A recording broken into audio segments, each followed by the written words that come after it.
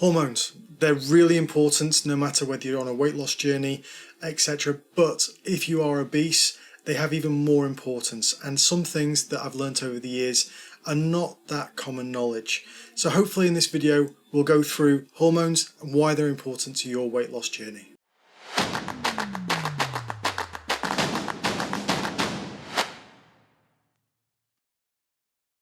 My name is Mark and I'm here to help you live a better, healthier life. My goal is to help as many people as I can get into shape and improve their quality of life. Now, if this is your first time here and you want to learn more about practical and effective ways to improve your health, fitness and overall wellness, or if you're just interested in expanding your knowledge about fitness and nutrition, start now by hitting the subscribe button and notification bell so you don't miss any of our videos in the future.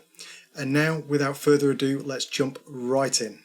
So hormones, firstly, what are they? They are basically chemical messengers that travel around your body, giving you things like hunger pangs, etc. They affect everybody of every age. Now, although they are really important for losing weight, particularly if you are bigger, they are important throughout, from puberty to menopause.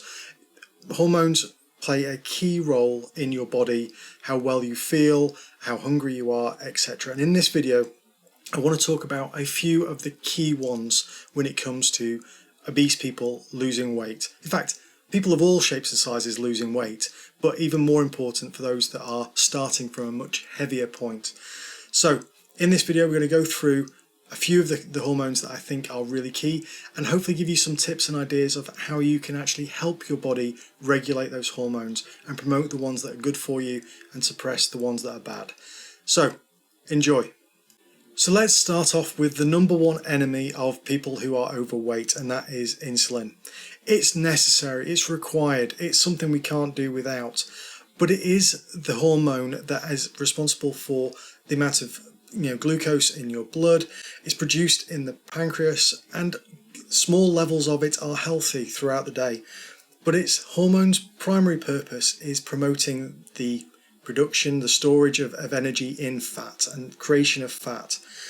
So it's one of those things that if you are insulin resistant, if you are somebody who is overweight, obese, insulin can be a bad thing for us. We tend to store more in fat, which means that it's harder for us to actually shift it. And it's something that is effectively our enemy. And it's one of those things that we can do some things to control it. I'm not talking here about type 1 and type 2 diabetes. I know that people who are obese are far more at risk of type 2, catching is the wrong word, of developing type 2 diabetes. And it's one of the things that is a pandemic in its own right at the minute. There are so many more people that are overweight, that are above their average weight BMIs, and that is only getting worse year on year. It is one of those things that insulin, we need it, but there are some things that we can do to reduce the amount of insulin that is in our bloodstream at any one point. So, as you eat, your body releases some insulin. That's natural and healthy and good. So the more you eat, the more insulin that's produced, the more of that energy that's turned into fat, and it's harder for us to shift. So there are some certain things that we can do to reduce those insulin levels. Not talking medication here, not talking if your doctor's prescribed you, metformin or whatever else to control blood sugars. I'm talking here about your diet. The more sugary and processed stuff we put in our body, the more insulin will be produced and the higher our insulin levels will be.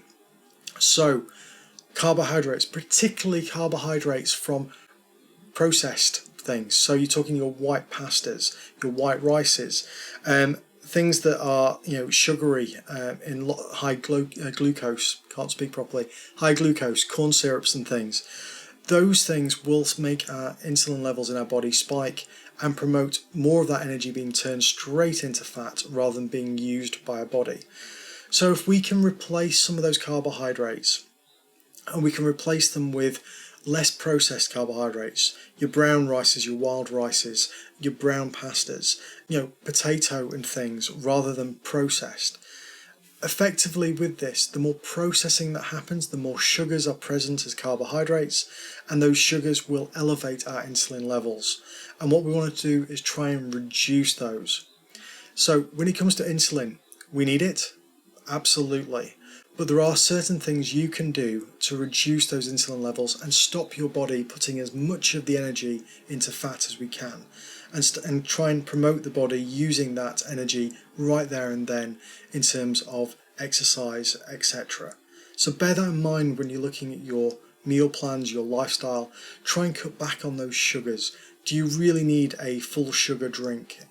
Probably not. You can get away with something else. Do you want the white pasta? Probably, because most people like white pasta, but can you change it for a wholemeal pasta, etc.? Lots of little things you can do every day to reduce the amount of processed stuff that is going into your body, and therefore help promote a healthier level of insulin hormone in your blood supply.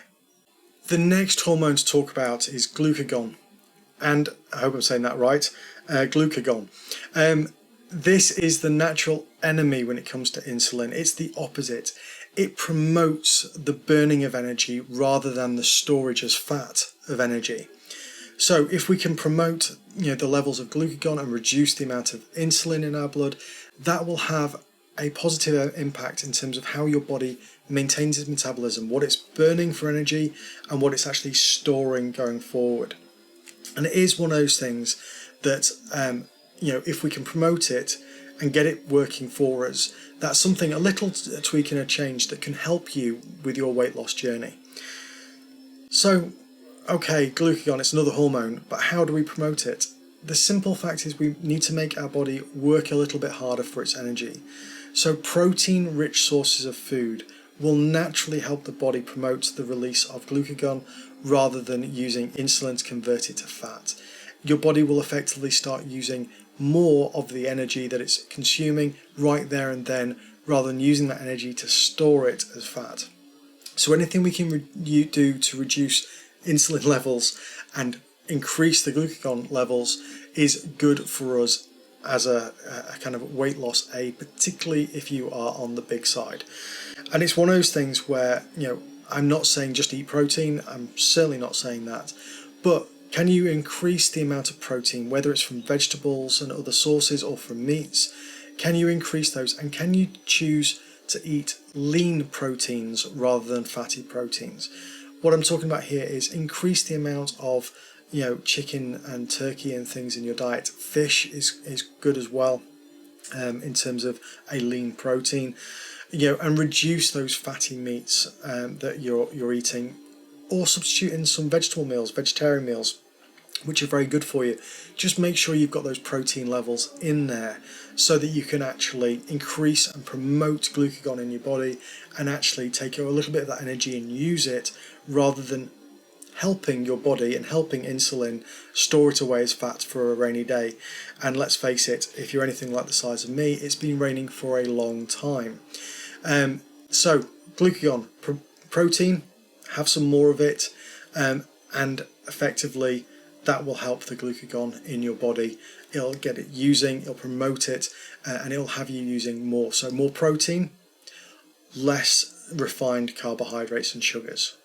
Okay, so this next one is a little bit more difficult. It's friends with insulin, it's cortisol. And cortisol on its own doesn't particularly influence our metabolism or anything else. But the problem is it does promote the production of insulin in the body. So cortisol is, the enemy of my enemy is my friend kind of thing. Insulin is an enemy. Cortisol is a friend of insulin, so therefore, bad as well. And glucagon so far is our friend. Cortisol is brought on mostly, unfortunately, by stress. It is something that is increased as we, feel stressed and in times of challenge, and promotes those insulin production as well. Stress is a horrible one. Stress is one of those ones where, what is stress to one person may not be to another. I know we've had Mental Health Week recently, and it's one of those things that it may well be in the minds of a lot of people in terms of how stressed they are and how they are mentally as well as physically. And cortisol is essentially, if it's there in high quantities in your body, it promotes that insulin, and therefore the insulin starts turning more energy into fat, and it's a horrible cycle that may well get you more stressed because you're in that cycle. There's no right or wrong way to try and reduce the cortisol. Whether meditation is for you, gentle yoga is for you, going for a walk with the dogs is for you, whatever is something that can actually make you relax a little bit and actually reduce those cortisol levels in your body, particularly over a long time, can help reduce the level of insulin that's being produced. So it is one of those things that stress, unfortunately, is a factor in weight loss. And a lot of people, I have over the years, a lot of people find putting on or losing weight, but quite stressful. You have those moments of, oh my God, why did I have that meal this week? Why did I do this? And it just triggers those stress levels, which in turn then don't help you. So this one is a difficult one because it's not a simple case of saying eat more of this or less of this. It is one of those things that you all need to find a mechanism for relieving some stress, whatever that may be. Like I said, go for a walk, put an audible book in, go for a walk, do some yoga, meditation, just relax with friends and family and actually have a chat and unwind from a busy, hectic day, week, etc. Those are all things that we can do to reduce our own stress, which is good for your mental health anyway. But it also means that there's not as much cortisol in your bloodstream, which means that the promotion of insulin by cortisol is reduced. So, meditate, de-stress, unwind, find something, a good book, a good movie, some music, whatever it is for you to actually learn to unwind and unstress. Those are the things that we actually need to do more of and reduce that cortisol level in your body, which then in turn, slows down, limits the production of insulin just a little bit, but even a little bit matters in the long run. So, yoga, meditation, music, whatever you find relaxing, do some more of it every day, every week, and try and unwind. Okay, so we're getting to some ones that we can really do something about here, which is leptin. So leptin is the hormone, and I mentioned it briefly in another video. Leptin is the hormone that actually gives you that sense of feeling full. It's where it regulates your appetite, and it's one of those ones that is a little bit counterintuitive. What I mean by that is, in obese people, levels of leptin are up to 4 times higher than normal weight people. That got me thinking in terms of, if my level of leptin is up to 4 times higher than a normal weighted person, shouldn't I feel fuller for longer, so therefore suppressing my appetite? But the problem is we get a little bit of resistance to leptin as an obese person because we are feeling essentially full, and we're eating for pleasure, quite often more than actual requirement. We get to that point where we get a resistance to it. Although we are not feeling hungry, we're certainly not starving away here, we still eat and we still go about the normal process of having breakfast, lunch and dinner, and therefore we're kind of overriding that hormone. So it doesn't work as well for us as it works for most people, so we need to have a little bit of common sense with this. What we can do to help the leptin levels in our body is actually have a good night's sleep. A good night's sleep influences greatly the leptin production in our bodies. That means that we will have not less of an appetite, but we will be able to regulate that. The hormone in our body will say, actually, you're full. You don't need to eat as much today because you've had a good night's sleep the night before. And if you can make a good night's sleep a regular thing every night of the week, what that will do is mean that as you're eating, you will feel fuller quicker, and therefore you may naturally be able to stop eating earlier because you are actually full. Obviously, if you're anything like me, there are always temptations to carry on eating even if you are full. You just need to try and resist those, but your body will try and help you by saying, actually, we're full, we're good, you can stop now. And a good night's sleep is the key way to actually help the production of leptin in your body. Other things that can help are fatty fish as well. Those natural oils there is some scientific evidence to suggest those fatty oils can help with leptin production as well. So if you like fatty oiled fish, tuck into that. But the key one here is get a good night's sleep. Have a good night's sleep, be your default every night, and that will help with the leptin production and stop your hunger cravings that you're never full. Okay, on to one of those hormones that I can never say correctly, and it's the last one for today's list because I do want to keep it relatively simple and easy to understand here, and that's ghrelin. So ghrelin is effectively the enemy of leptin. It is one of those things where it is the hunger hormone. As levels increase of this hormone in your body, you feel hungrier and hungrier until you then go and eat. And the idea is once you've eaten your fill, leptin says you've done, you've eaten enough, and off you go. So ghrelin is one of those things that if it's not produced, if it's produced in too much quantity, it will leave you feeling hungry more and for longer than if it is produced less. I know that's very simplistic, but in this I just want to go through the main hormones and how they affect things, and ghrelin is that one that drives hunger. It is the natural hormone that when you are ever since hunter-gatherer, when you are hungry, it gives you that incentive that you need to eat, and the hungrier you are, the more urgent that need to eat, because it's your body saying my energy levels are being depleted. It is one of those things where we need it. Again, all of these hormones we cannot do without. There's no way of being without them. But it is one of those things that we can try and do something to mitigate it. And the key here is avoiding those over-processed carbohydrates and sugars. The problem with those is you eat them. So you eat a chocolate bar. It feels great. You feel a bit of a boost of energy. It gives you that little bit of get up and go. It's great. But then half an hour later, you have that crash where you realise actually your stomach is not full. You are therefore hungry again. It's a catch-22. It's one of those things that ghrelin kicks in. It makes you hungry. You have something sugary and all the rest of it. It tastes brilliant. And it satisfies your hunger for a little period of time, and then we rinse and repeat and do the same thing again.